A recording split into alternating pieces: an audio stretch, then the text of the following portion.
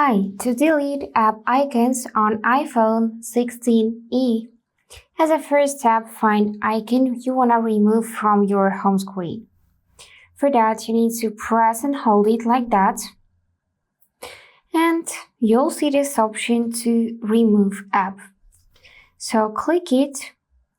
And now pick either to remove from home screen or to delete app.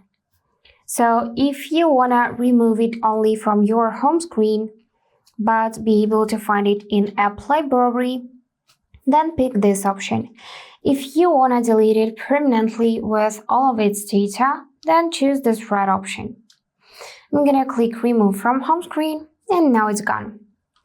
You can also delete bookmarks. For that, press and hold it and choose this option to delete bookmark. Then confirm, and now it's also gone from your home screen.